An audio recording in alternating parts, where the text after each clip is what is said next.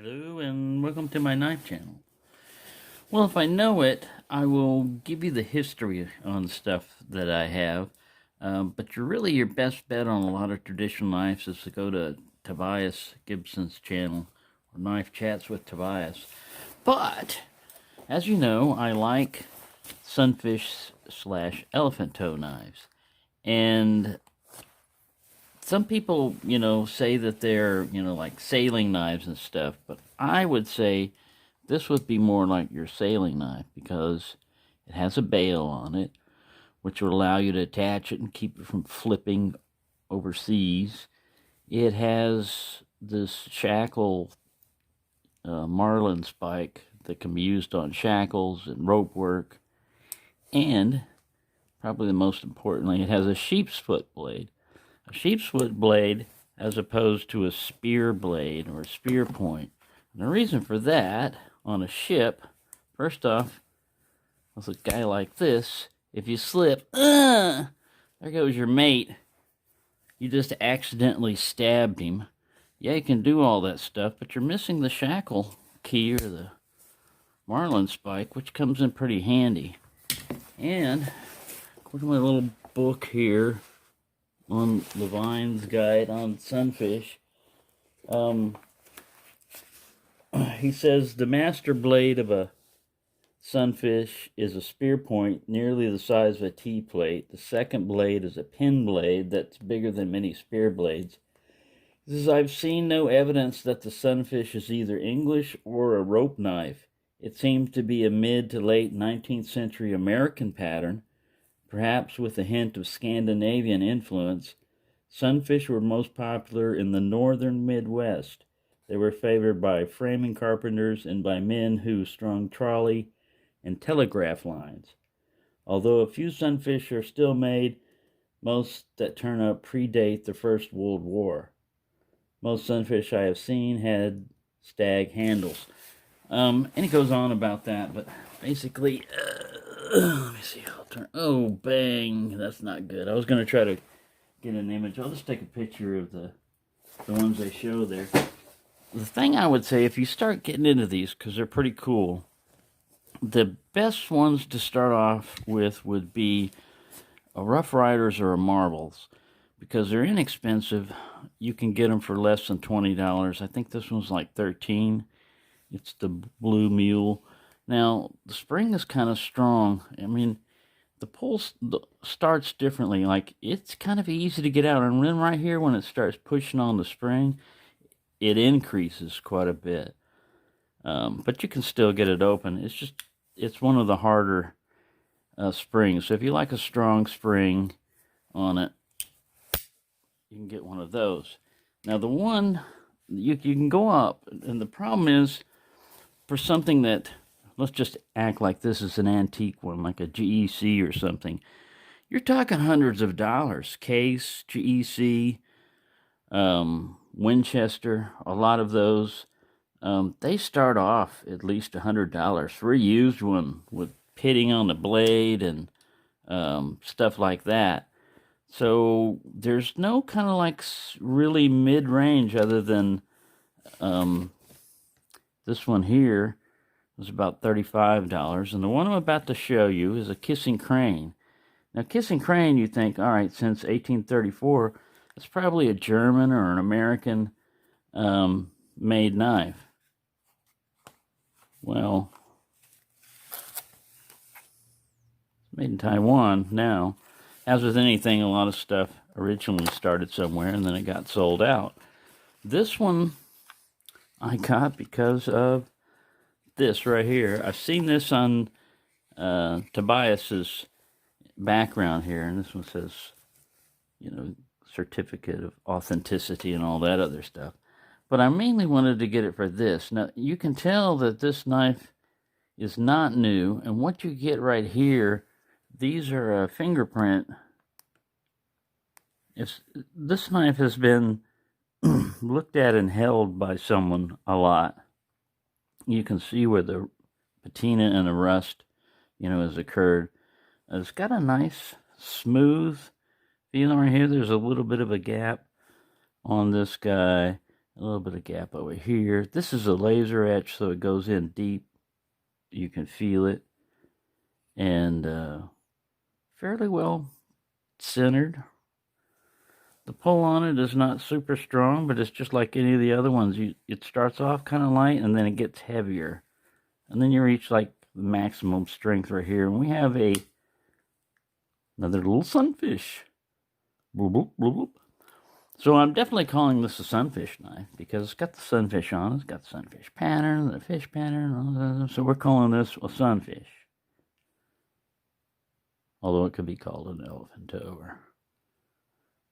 But yeah, this pattern is pretty cool here. I don't know if you can pick it up, but it's etched in pretty well. It's about as high a resolution I can get on this guy. But yeah, you can tell that it's never been sharpened. This is a factory edge on it. I don't think it's ever cut anything. Maybe thread. It says Grandma on it. So this was Grandma's knife. And on the back, she never took the sticker off that says Made in Taiwan. And I got this one, excuse me, normally they go for around, on eBay, they're selling for like $35 or more plus shipping. And this one was only $25. So I went ahead and picked it up. I bid on it and nobody bid against me, so I managed to get it. But pretty cool. I don't know if I'm going to take that off or not. I think I'll just leave that on there. I'll probably take that sticker off that says Made in Taiwan. And right here you have the, this is all you got on the Tang. Besides the kissing crane thing is KC5567, which is also on the end of the box here. I don't know if it focused on that. Stainless steel. So, and then you have the kissing crane since 1834. These cranes are getting it on here. In this picture here, they're kind of like an older married couple that doesn't want to talk to each other. These cranes here, man, they're... Yeah, anyways. So we got that blade. Let me unzoom this thing. It's about the size of the other ones. We'll get the weight here. And we have a pin blade. Sorry, this thing's bouncing around. It's not bouncing. Yeah. Looks like about a 2-inch pin blade. Maybe a little bit less. Yep. You got about 1 3/4 inch pin blade. Cutting edge. Or about 4.5 centimeters. Overall, about 5 centimeters on that blade. And nice blade here. I probably will just buff this up with, I've got a Dremel attachment that has wool on it, and I might put some Brasso in there and just basically, anytime you take your finger oils and you touch something like this, if you don't wipe it off afterwards, the salt and oil can leave an imprint. I mean, like a real fingerprint. You could match it up. It etches it into the steel on some of these, so that's what I need to do with that one. What was I getting over here? Blade length.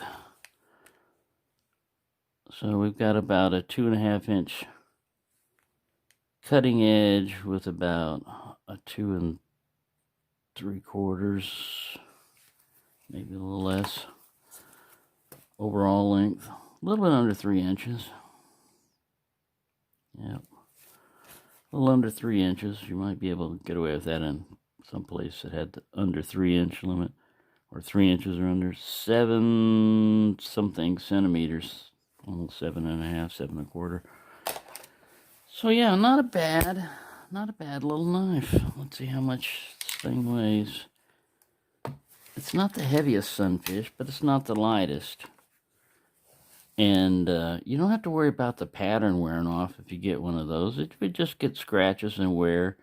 And I think the fish would stay on there through quite a few fish guttings. 5.9 ounces or 167 grams. So yeah, not a lightweight, but it's not super heavy either. Well, yeah, it's going to shine up pretty well. These kissing cranes will shine up just maybe all it needs. Look at that. It's starting to shine up pretty good. Let me see if I can get this guy. I haven't put anything on this cloth either. I mean, it's just a Civivi microfiber cloth. Yeah, look at that. Yeah, it's always better to use the least abrasive method you can, because high-speed Dremel and stuff, you might think it'd do well, and then it starts scratch marks and everything. It starts digging into stuff, and then the thing flies off. And yeah, bad things could happen when it's a little elbow grease, you know. Just get there and rub your bolsters, make them shiny. Yeah, there's no protruding pins, and the fit is fairly well. I don't get any indication of like blade rub or pin wrap or anything on it. Feels fairly sharp. Kablam! Yeah, Grandma must have taken this one out and admired it and looked at it. Said, fishy time. Sunfish. So there you go. Thought you might like that one. I've got a couple of Smoky Mountain knife work orders. One of them, they finally realized they have it in their factory and shipped it. The other one, they're still processing. But I've got those coming in, and a couple of more knives from eBay coming in. But I thought I'd show you a little sunfish. Yeah, I've seen it on Tobias's. You got all these, you know, that are like, you know, sunfish related types of knives, and this one's got a fish on it, and the fish on his little, see, that's his sunfish. But I like this one better because he's got the glub glub bubbles, you know, the fish, that's what a fish says underwater, glub glub. So there you go. Hope you enjoyed that.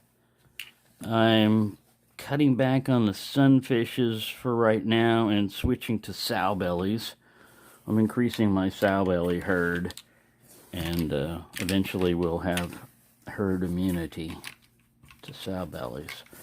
So there you go. There are some knives that weren't necessarily always used nautically. You know, they call them like the pocket axe or whatever.